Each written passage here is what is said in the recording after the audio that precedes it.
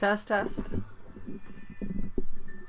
Hello, good morning, everybody. Welcome to your daily wholesaling, lease options, and marketing training support and mastermind.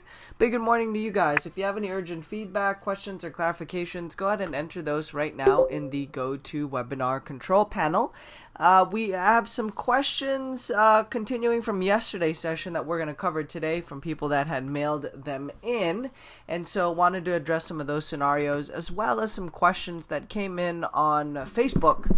A couple people contact me on Facebook, something about scenarios with agents and with some seller marketing from their recent direct mail campaigns. So if you guys can hear us, go ahead and confirm in the GoToWebinar control panel. We want to get these questions covered so that the teams working on their deals can continue to move forward. Also, if anybody else has active leads or deals they are pursuing, perfect. Would love to help you on this morning's particular session. Bill, let me see if I can get a mic and audio test on your end so we can jump right into addressing some of these questions, and everybody will get back on their way, business as usual. Start processing their leads and deals. Morning, Bill. How are things going? Hey, it's going fine. Awesome. Going fine, Gil. Awesome. Excellent. Any particular questions you wanted to cover from some of the one-on-one and students you are partnering with in different markets? Any frequently asked questions that seem to be popping up for you? Well, the key is to follow up on any offers you put out or any leads that you contacted. And, we're making an attempt. A lot of people don't call you back. So we call them again. We call them at least up to 3 times to see if we can finally make contact with them. So that's one of the keys that we're finding is don't give up. Continue to call back those leads. Maybe they didn't listen to their messages. Maybe it didn't get through. So whatever, be sure to follow up on those. I'm looking at your questions up on the screen. I think we addressed the one with deed in lieu yesterday, and the lieu is L-I-E-U. I want to keep his spelling on here. We did cover this one yesterday. We did. All right, so let's jump right into the thick of it. I'm double checking some of my Facebook messages. A few people contact me on Facebook, see if they can get their questions answered that way. And while I double check, make sure we didn't miss anything on here. The next question that that was sent in, I have a potential deal, but the owner owes about $8,000 in back taxes. Do I include that in my offer? Well, that's going to be covered as part of the title search of the property. I mean, if you want to put in there that all property taxes to be current at closing, certainly you can put that in there. But if you're using an escrow, title, or closing attorney, it's part of their job is to go ahead and run a title check on the property and then contact the taxing authorities to make sure that if there's any taxes that are owed, either current or past years, that those are paid and brought current before the closing. In many states, they're actually statutorily obligated to do that. So the real estate really can't transfer until those taxes are brought current, because property taxes are a senior encumbrance or lien on the property over and above everything. Property taxes are senior to the mortgage, to an IRS personal tax lien against an individual taxpayer.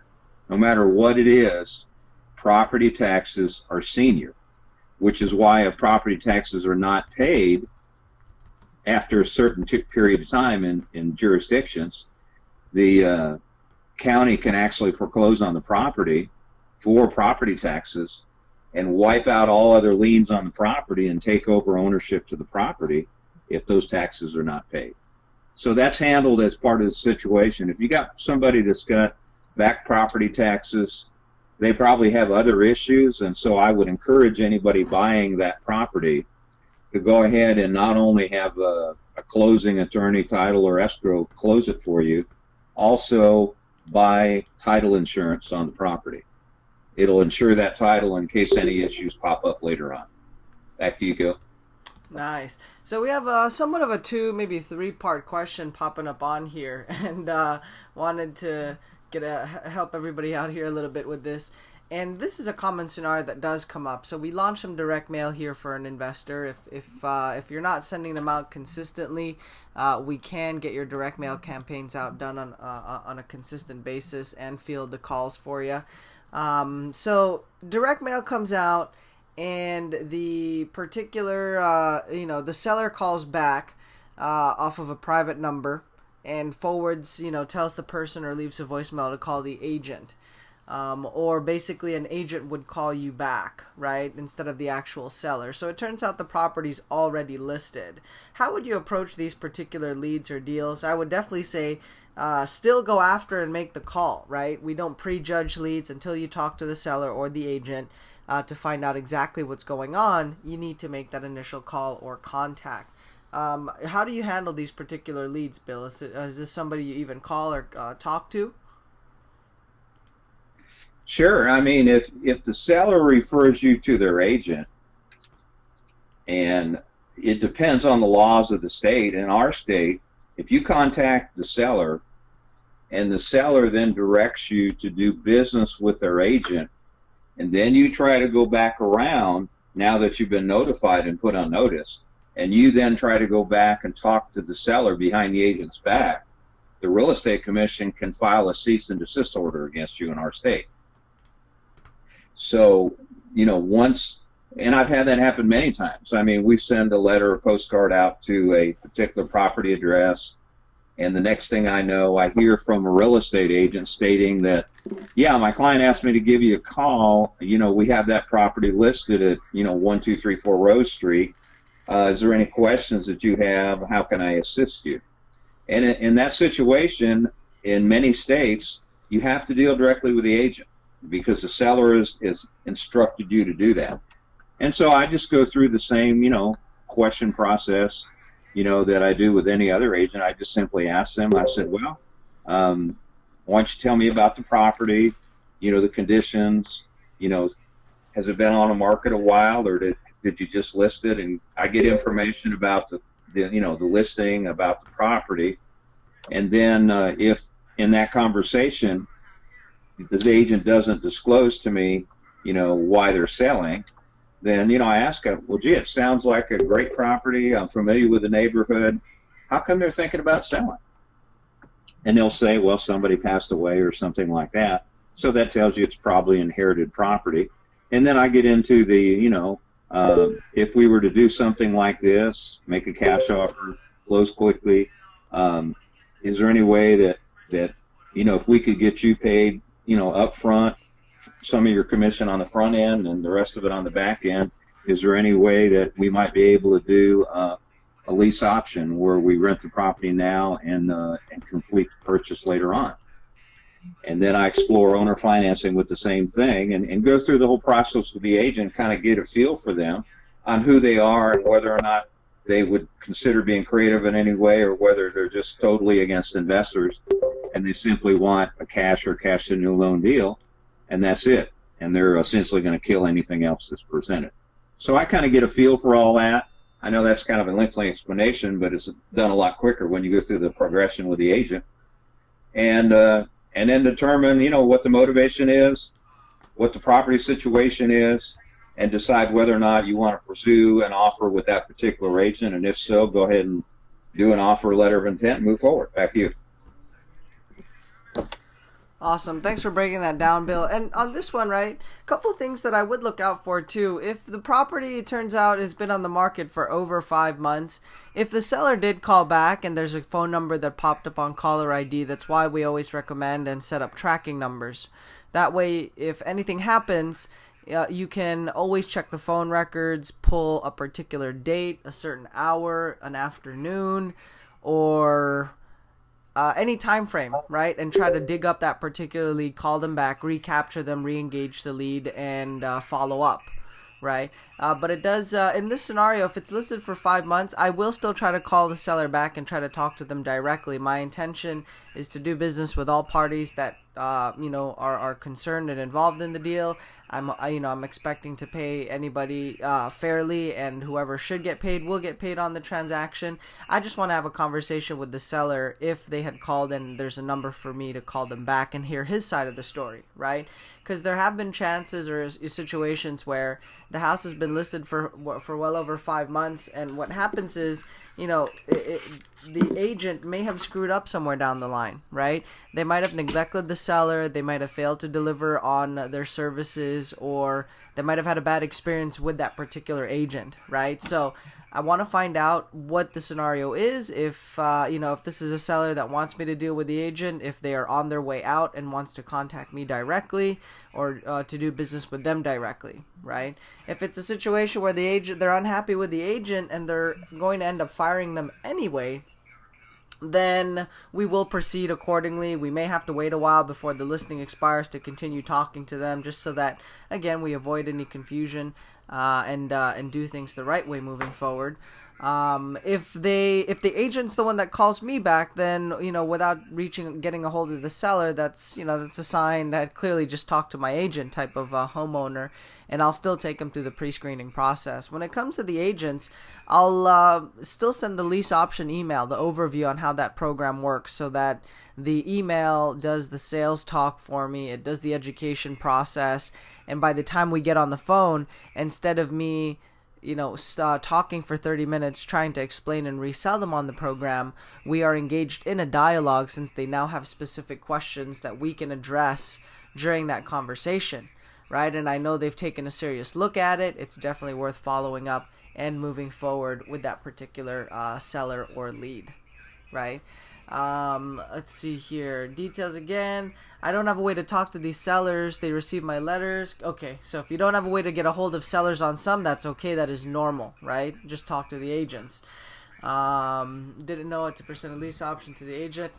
BJ, so if you're on the session here this morning, I'm not sure if you are, send me a message on Facebook once again, or if I know you run a pretty consistent wholesaling operations, you're looking to add some new pipeline of deals through creative financing or owner financing. If you'd like for us to partner on the deal or get somebody to consult on it for you, do let us know, so that way we can put somebody on it and work on a few of those deals. Once you guys are comfortable, you have the process down pat, you can take over the process and move forward from there, right? Bill, when you're talking to these agents, in your initial conversation with them, right, about the lease option, are you spending a lot of time, or how much time do you spend with the agent, and what do you focus on, right? Because I know you're not selling them on the 1,000,001 benefits. You tend to keep it a lot simpler, but what are maybe the top 2 things that an agent wants to hear as a gatekeeper before taking you seriously and actually talking to the seller like they should be, presenting this particular offer or strategy as a solution? Okay, well, here's the 2 biggest fears. Number 1, I've actually had agents tell me this. Number 1, they've been told by their brokers that lease option equals not getting paid. So that's number 1. Lease option means the real estate person is not going to get paid, and they're going to lose the deal. So in their mind, that's what lease options are all about. So the first thing I let them know is that we're going to get, the way we do our lease options is we get you paid now and later on when the property sells. I said, so that's number 1. Number 2, we pre-screen all of our tenant buyers. We make them jump through several hoops, including they have to sit down with our mortgage broker, and the mortgage broker determines that if they can get a mortgage and when. And then we provide all the financial information in a package for you to review and your seller to review, and you and your seller make the final decision. Is that something that you think your client might consider? And if so, we'll send you a detailed letter of intent that spells out everything that we just discussed in much more detail. Is that something that you think your seller or you might consider in regards to this property? And that's about it, Gil. I just give them, a little taste of what we're going to do, and either the marketing agreement, if that's the strategy that you use, or a letter of intent, if that's the strategy that you use, is a follow-up. It details everything that you've talked about in much more detail and specifies the terms and conditions. And obviously, if you're going to get into a letter of intent, then you're going to need to ask the agent, what do they think the property would rent for, and what is it currently listed for.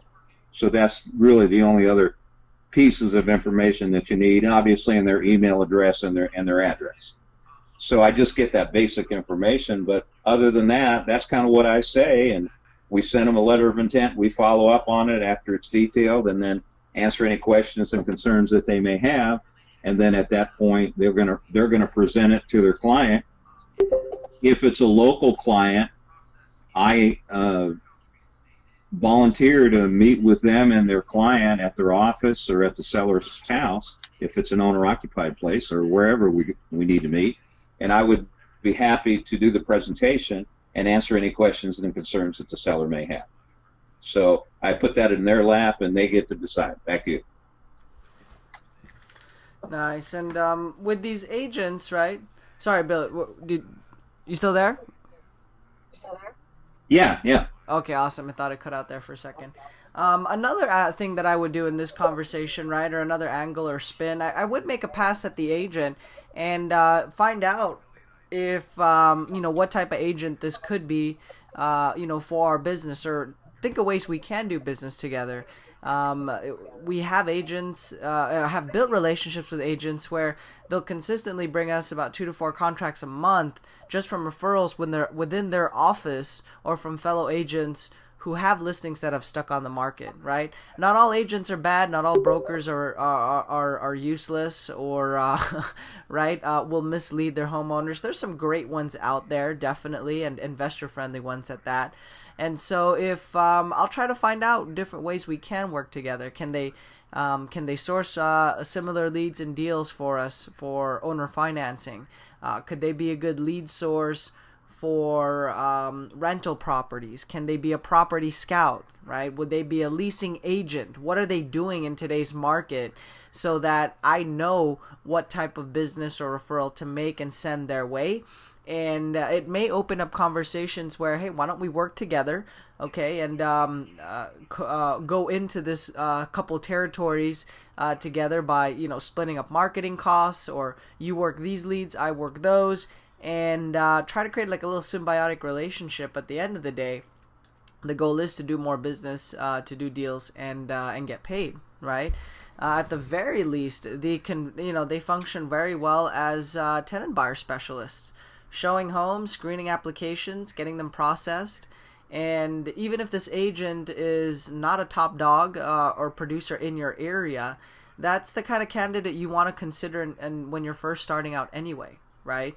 Now, if you're wholesaling multiple deals a month, you have a consistent production and track record that you bring to the table, then you can use that to your advantage and as leverage for negotiating price points, or make a better case for, well, here's why, here are the services that I need, and here's what I'm willing to offer in return. We do have a proven track record, and that way they jump on board your train and start working with you, right? Other ways that agents have been crucial in some of our markets are by sending comps. MLS access, sending comps, local data and information to help us work out our local price points and offers. And that helps out a ton as well, right? Because the offers are more accurate, they get out in a timely manner, and our worst case scenario or parachute is a local referral to monetize the lead. How is the agent paid up front when the house sells, or what percentage is normal in this situation? In this case, well, they will get paid their commission, their agreed commission. So whatever agreements they've set in place will hold.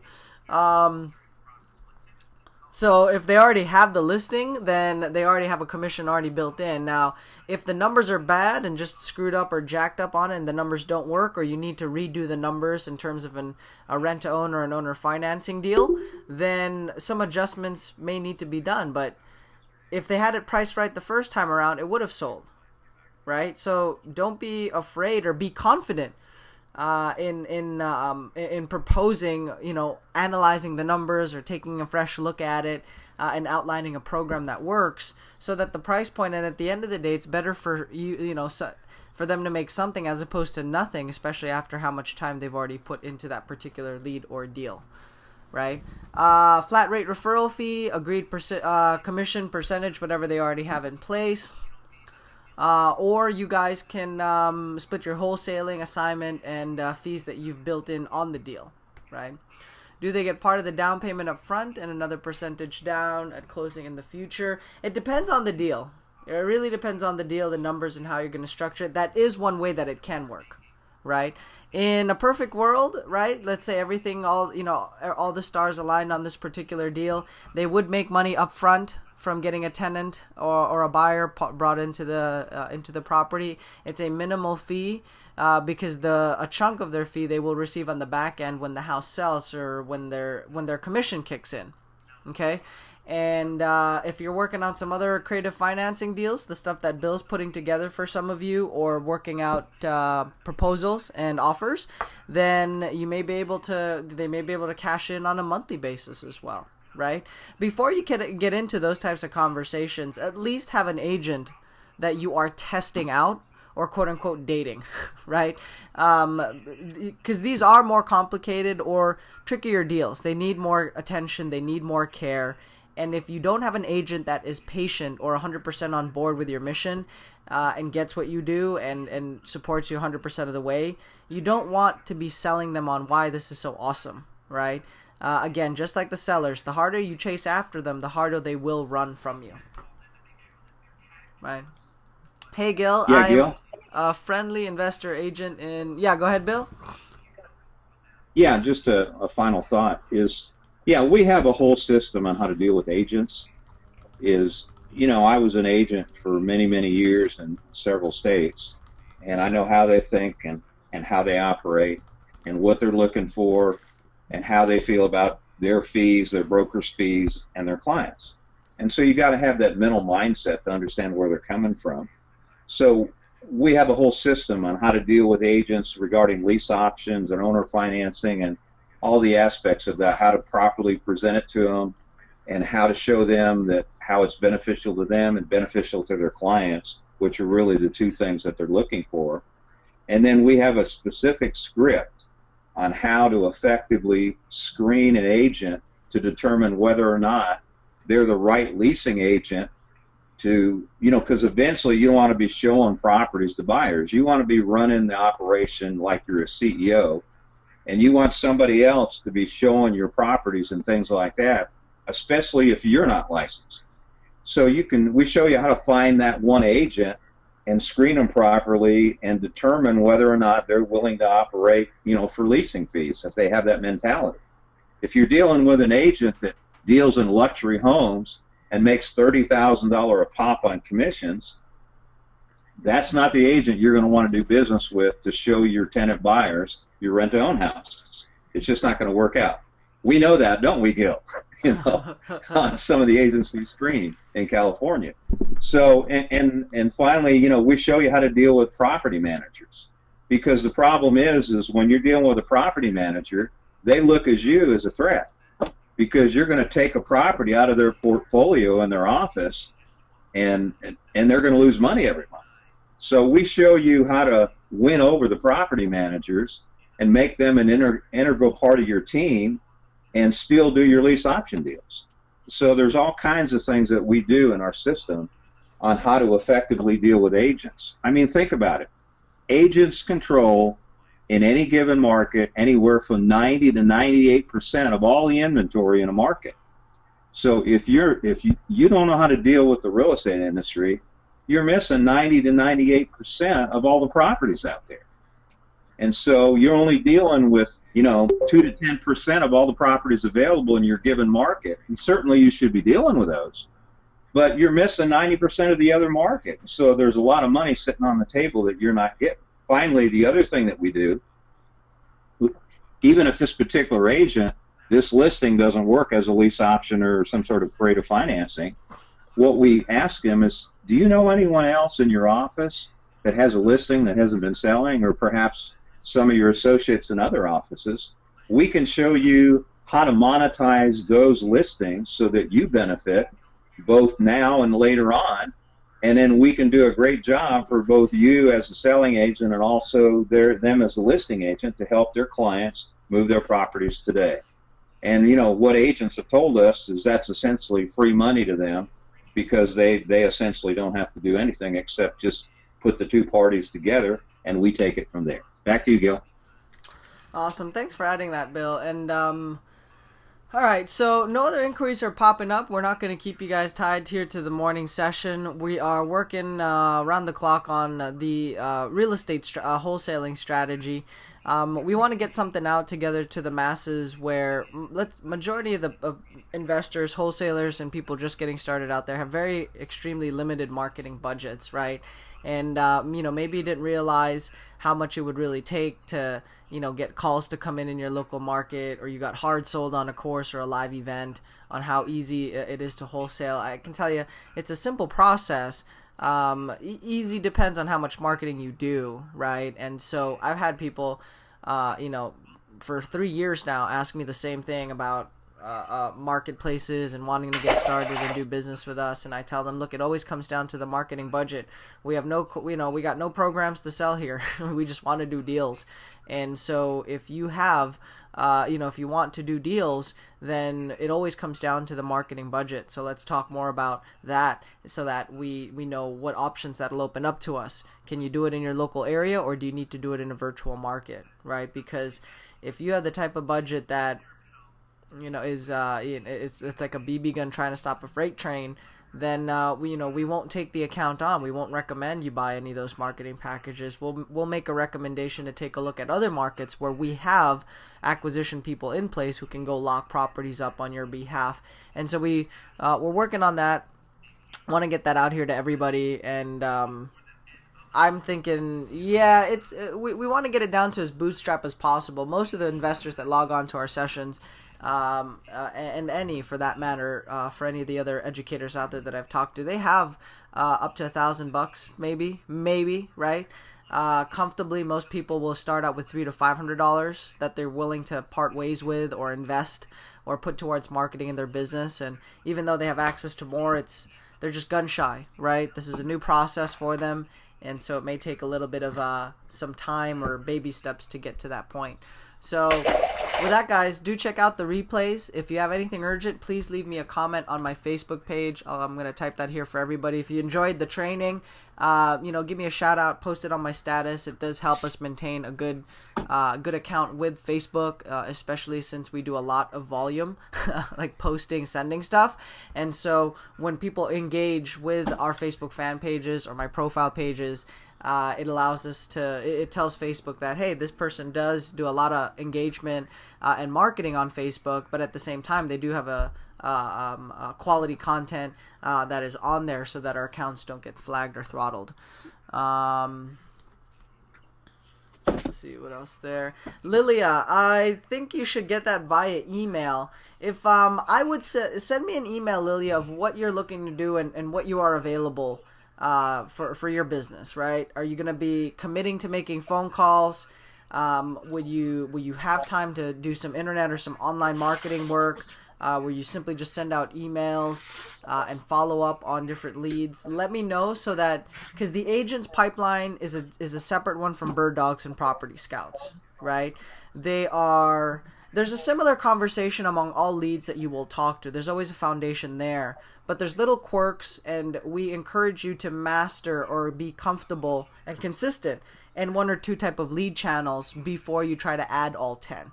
Right? When you first learn how to juggle, you start with one ball, then you go with two, and then you're juggling like 10 balls at the same time. Maybe you get all crazy and have a chainsaw in there, right? But before you get to that point, you do start out with one or two and get comfortable with that before you start adding other channels there, right? So send me an email about what time you have, what you would like to do, what you will commit to learning and doing, so that we can make a recommendation on which channel to focus on and what activities for your business to focus on.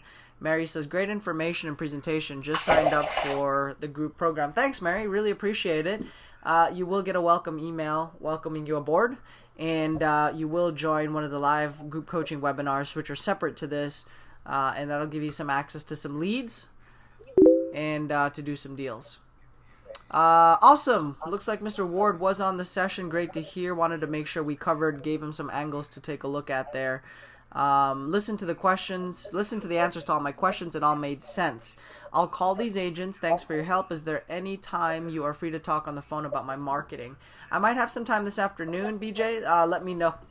Let's take our conversation into Facebook and try to find a good time and date that'll work there for you guys. Scott, what is the site for the replays? Scott, all the replays can be found on learntoinvestforfree.com, and that'll take you to the main website, our new main website. And you get access to the replays on there. Some of you guys are brand new to all this, so let me just give you a test ride of what's in the site. And we will jump off our session here today. The replays include the video, and if there's any notes on the session that I was able to take, like for example the slides that you see in front of me or a particular update, right? You do get access to those as well, right? So for example, yeah, we are still moving some of the older ones, but I want to make sure you guys know and see. So for example, here's the video replay. There's a bit of a preview on what was covered in that session, right?